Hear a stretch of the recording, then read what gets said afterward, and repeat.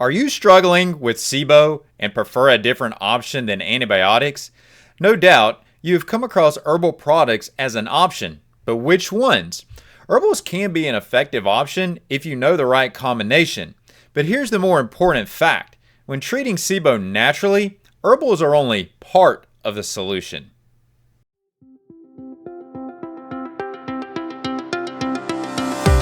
Many herbal antimicrobials have been proposed for SIBO, but these are not all equally effective. In fact, only focusing on herbal antimicrobials as part of the natural treatment option could set the stage for a relapse.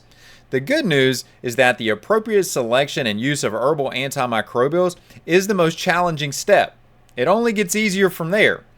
But before we talk about that, allow me to briefly introduce myself. I'm Dr. Arland Hill, and for over 20 years, I've been helping first-time and recurrent SIBO sufferers restore their gut function by focusing on all three phases of the condition to resolve symptoms in a timely manner. You clicked on this video because you wanted my exact protocol, and my exact protocol contains three phases. So if you came to this video looking for that, well, you're going to get it plus more. So let's talk about SIBO and go through these three phases that make up my exact protocol. Keep in mind that when we talk about SIBO, we're talking about an overgrowth, and that is an important term because it helps us make selections and better understand what we're working against, but also how to work against it. Let me explain. We need these antimicrobials, but while it may seem like the goal should be eradication, complete elimination, if you will, of the organisms that make up SIBO, that actually is not the goal. Rather, the goal is what's known as decontamination, which is just really a fancy way of saying we need to get these organisms back down to a level that is below their baseline. We don't need to completely eliminate these. It's not atypical to find these organisms that make up SIBO in the GI tract. It's just atypical to find them hanging out in the small intestine and in excess concentrations or excess numbers. That's what we need to focus on. This is important because the mindset of eradication is more of an ideology linked to antibiotics, and that's not what we're focusing on here. We want to think about decontamination as opposed to eradication because that also helps us set the time frame, meaning that we're not going to have to treat as long if we're not trying to eradicate. Now, herbals are definitely a good option that can help us meet this criteria of decontamination. Again, just reducing the number of these organisms back below the ideal threshold. But when you bring up the conversation around herbals, we always come back to which herbals? Which ones are going to be the most effective? And there's a lot of herbals out there, so it can become very cumbersome to try to narrow that list down and focus on that. So what I'm going to do today is I'm going to give you 4 different categories of herbals that you can work through, and these will show you which ones are likely going to be your better selections, but which ones may also still have potential. So let me jump into these with you. The first category of herbals are going to be the ones that have been proven directly effective. This can be based off of, or the information I'm going to share with you here can be based off of a 2014 study. And that study is getting some years on it now, but it's still an equally valid study, and the findings from this study have actually shown good longevity. So in this 2014 study, there were some named products that were a part of this study group, the intervention group, if you will. And these were all combination options, and they came from, there were 4 products total, 2 from 2 companies each. So the first company was Biotics Research. And Biotics Research had a product known as FC-Cytal and another product known as Dysbiocide. The second company, Metagenics, had a product known as Candibactin BR and Candibactin AR. And what was shown with all 4 of these products is that they were effective against SIBO. And this study actually looked at comparing this against antibiotics, specifically rifaximin. But what were the takeaways? This is the important part here. Well, the takeaway was that, one of the takeaways was that combinations are effective. And in subsequent years, it's become more evident that treating SIBO with combinations makes far more sense than treating with single antimicrobials, single herbals. And this concept also translates over into the antibiotics, where a lot of times it makes more sense to use more than one antibiotic as opposed to a single antibiotic. But our conversation today is herbals. So your takeaway here is that if you're going to try to treat SIBO with herbals, don't try to just lean on one herbal to do that. We want to use combinations because combinations are just more effective. Another takeaway that we got from this 2014 study is that berberine could be a central herbal to build around. Berberine has a lot of different mechanisms, a lot of different ways that it supports the body just beyond the impact that it has as an antimicrobial. So what we're doing here is we're leaning on berberine's antimicrobial effect, but we're also harnessing all the other benefits that it has. And then the third takeaway that we were able to glean from this study is that essential oils are also effective. So whether that's oregano, or like types of botanicals, like types of herbals, essential oils can be an effective option against SIBO. What we also learned was that the duration makes a difference here too. The duration in this particular study was 4 weeks, and as time has evolved on, when we look at the treatment duration for SIBO, 4 weeks among many of the treatment studies, or many of the studies out there that are looking at intervening with a treatment for SIBO, tend to come back to 4 weeks. Some are shorter, some are longer, but 4 weeks is a good overall average. And this is good because it's not too long, but it's long enough. We don't need to go on and on with the treatment of using these herbals if our goal is decontamination as opposed to eradication. So this is pretty consistent. Unless you have a clear need to back down the dose for some reason, 4 weeks is a good general time frame to think about. Now, the next category of herbals here, and this is all leading up to me telling you exactly which herbals that I utilize and how I utilize these, and you'll see why I need to go through these categories with you, because we need to cross over on these categories. So the first category was herbals that have been shown to be effective directly. The next category are herbals that are effective but without good, consistent research. And there's generally 2 reasons that we would want to consider this particular category. So the first is that something about that prior group of antimicrobials, from the ones that I mentioned from biotics research and metagenics, something about those options doesn't work for you as an individual. Maybe you have an allergy to one of the ingredients, you have a condition where it's contraindicated in that condition, or you're on a medication that potentially has an interaction. Those would all be reasons to not use one of those products. The other reason that we would consider an herbal that's effective but doesn't have good research is that it may fortify an already proven protocol. So this is where it's going to get us up to my exact protocol with you. Now, some of the ingredients in this category are going to be things like oil of oregano, garlic, berberine. You see me mentioning that again. But the point is that these are all going to be examples that can help us fortify another protocol or another group of herbals, because remember, it's not ideal to use one herbal. We want to use multiple herbals at the same time. So combinations work better. And especially if you have a severe case where we need to really be effective and have a very strong antimicrobial effect.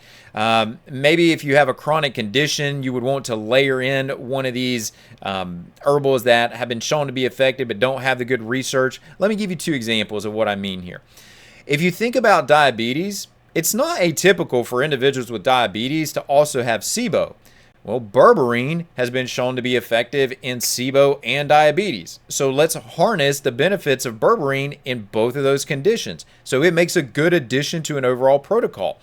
In terms of cardiovascular disease, garlic has been shown to have a number of benefits in cardiovascular disease, and it's an antimicrobial. So it would be a good choice for a SIBO patient or an individual struggling with SIBO that also has cardiovascular disease. They don't have to have cardiovascular disease, but it does make a good addition. It's a good choice that can support that individual in multiple ways. So here's how I combine my my antimicrobials for the ultimate in simplicity. I use what's known as the SBO Kit. So this is going to be a combination of the findings in that 2014 study along with what we know to be effective herbals but just don't have the same level of research. So to me, this SBO Kit truly there's no easier way to deal with the overgrowth, and it's going to be the FC-Cytal and the dysbiocide that I mentioned prior, plus the addition of ADP, which is oil of oregano, to help fortify that. And for most people, this is a very effective protocol that within 30 days can give the outcomes that they're looking for. So that's my exact protocol, but I also want to share with you that there are two other categories of herbals here that I can't overlook. So the third category is that you have what are known as herbals that are effective with antibiotics. Berberine really jumps to the top of the list. I'm sharing a lot with you here about berberine, it seems, right? So berberine has been shown to have positive outcomes for individuals that use it with antibiotics. Rifaximin is one that's been studied with that. So berberine makes a solid consideration if you're using an antibiotic and you want to fortify that with a botanical or an herbal. So that's your third category. The fourth category are botanicals, herbals that can likely be effective. So these are used by some, but they're used less than all the prior options that I've mentioned. And truly, they fit the same model of they're going to work best when they're combined. Don't use a single herbal. You're always going to be better using multiple herbals at the same time. That is a clear observation when it comes to SIBO, is that multiple antimicrobials yield better outcomes. So combinations excel here. So we need to, with these herbals that we're talking about in this category that are likely effective, we need to make sure that to increase the probability of that effectiveness, that the dosing is adequate on this, that the duration of the treatment time is optimal here as well. And a lot of that depends on the product and the preparation. But some of the herbals that you may consider in this category are going to be things like black cumin, cloves, cinnamon, thyme, bay leaves, mustard, rosemary. These are all botanicals that have been shown to have consistent antimicrobial effects. And there may be others out there. No doubt there are others out there that can work as well. But keep in mind that this is not my protocol, so I don't endorse what I don't know here. All right, so up to now, I've given you the exact antimicrobial protocol, specific products, and time frames. If you want more information about those, there are links in the description to the products directly from Biotics Research, so you can obtain those, as well as a link to the SIBO Solution, which is a customized protocol that's going to walk you through all three phases of managing this condition and how to implement that effectively. Now, at this point, we've only covered 1/3 of the natural SIBO treatment. But remember the good news, it gets easier from here. So the second phase of SIBO focuses on correcting the underlying causes that allowed SIBO to establish. So what are those causes? Well, those causes can very directly be pointed to things like low stomach acid, which is known as hypochlorhydria, but it's just low production of acid in the stomach. That's one of the initial ways that we reduce the number of microbes that are going through our gastrointestinal tract. The second cause could be insufficient enzyme production from your pancreas. This is known as pancreatic exocrine insufficiency, but it's just low production of pancreatic enzymes. Those are also going to, in addition to helping you digest food, they're going to reduce the number of microbes that are going through your gut, specifically knocking those levels down in the upper small intestine. And that ties right in with our third cause, which is low bile production. Your liver makes bile, your gallbladder concentrates bile, and when you consume food with an adequate amount of fat, the gallbladder contracts, it releases that into the small intestine, and you decrease the number of organisms that are there, as well as helping to digest the fat with that bile. So we need adequate bile production, and a low secretion of bile, well, that's not ideal in terms of SIBO. Another cause here can be decreased motility. So your bowels just aren't moving regularly enough. You're having basically leaning towards constipation, if not already an overt constipation. And when it comes to testing with this and really trying to hone down which of these causes is going to be related or relevant to you, testing is really the way to help do this. And that can be done with stool testing, it can be done with blood testing, but this is going to differentiate between which of these digestive secretions is setting the stage or did set the stage for your SIBO overgrowth. Now, we need to replace these individually, so that's why the testing is really the optimal way here. So we want to use a combination, right? I'm giving you my exact protocol. And so when I find low acid, low enzymes, I'm going to replace those two together. And the reason that I do that is because acid is the trigger that ultimately allows the enzymes to be produced from the pancreas. And so once we support one of those, probability is that we're going to need to support the other as well. So acid and enzymes go together. Bile replacement is also something that I definitely consider if I see the necessity to, if there's problems with fat absorption, if fats when they're ingested cause discomfort, those can all be indicators that there's not enough bile production and it's going to set the stage for SIBO. So, and it could be an underlying cause. So typically we want to replace that bile acid, and we want to do this with just simply one tablet of the acid enzyme combination, one tablet of the bile acid replacement. That's doing one of those prior to a meal. That's going to get you to where you need to be. Well, what about motility? What can we do there? Well, motility is what we could term as multifactorial, which is just another way of saying that there's a lot of reasons that someone could have impairments in their motility. So those could be neurological reasons, they could be nutrient reasons, they could be microbial reasons, they could be dietary reasons. So there's a lot of rationale for this, but just to get the ball rolling here, we want to support the activity of serotonin. And so the way that we can do that is with the use of a little bit of 5-HTP with some magnesium and B6, because that magnesium is necessary to activate the B6. And these are recommendations that, again, that I use with patients. They're for my exact protocols, and just like I did with the antimicrobial portion of my protocol, I gave you direct links and access to that. I'm going to drop these down in the description also.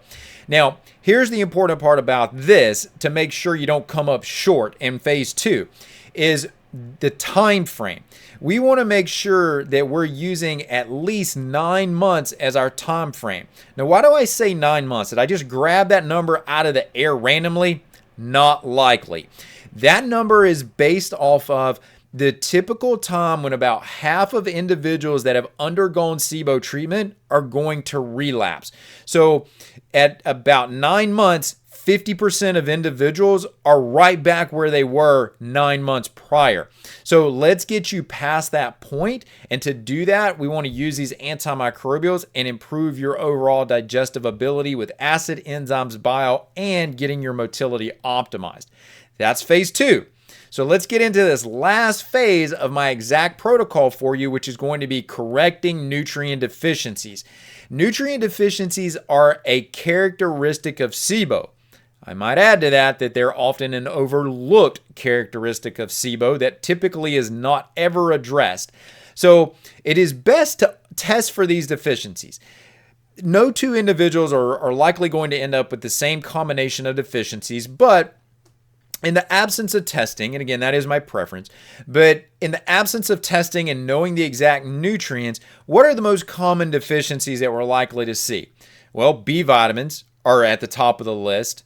Minerals come in right along with that. Our fat-soluble vitamins like vitamin A, D, E, K. And I might backtrack just a minute on the minerals and say minerals like iron, selenium, zinc. These are the ones that are typically seen as being ending up being deficient.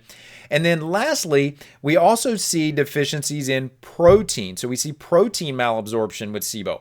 So we need to make considerations about identifying those deficiencies, correcting those deficiencies, as well as correcting that need for protein. But this is something you'll probably appreciate, is that there is a way to shortcut this, and it depends on two things. The first is that you can increase dietary protein, and my observation clinically has been that those that do this will generally respond faster and more optimally to SIBO protocols and SIBO intervention. The second shortcut here is utilizing a multivitamin that is focused on correcting nutrient deficiencies. Now, that's an important point because most multivitamins are focused on preventing nutrient deficiencies, not correcting nutrient deficiencies. So using a typical maintenance-oriented multivitamin is not enough. Well, what about the time frame here? We need a time frame of 6 months. And the reason we use at least 6 months on this time frame is because that is the amount of time that it takes nutrients to build back up into your lymphocytes, which that is going to be one of your immune system cells, and those are living cells that have to adapt constantly to the environment that they're interacting in. So if they're challenged with some immune challenge, then they have to be able to adapt to that. And so that means that they need a constant supply of nutrients to support that. Well, we can assess that with testing, and 6 months is the time frame that we see from when there's an overt deficiency to when that can be reasonably corrected. 6 months is what we're looking at here. So this part, whether you're looking at a more natural treatment, natural SIBO treatment, or whether you're staying in the conventional model, it doesn't matter. This characteristic of SIBO is going to exist. So even if you're choosing to do antibiotics as part of your approach, you still need to get into this phase 3 and correct these nutrient deficiencies. So after that's phase 1, phase 2, and phase 3, but there's one other point here that I want to share with you and that I want to be clear about.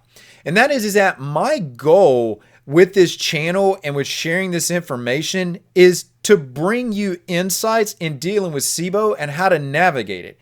It's not to position products to you, but you came to this video because you wanted my exact protocol. And if I don't give you the products in this video and the information of how to access those, then I didn't bring you the value that you were actually looking for when you came to this. So you have the links to any product that I've mentioned in the description below. Now, SIBO treatment naturally, it's very, very doable.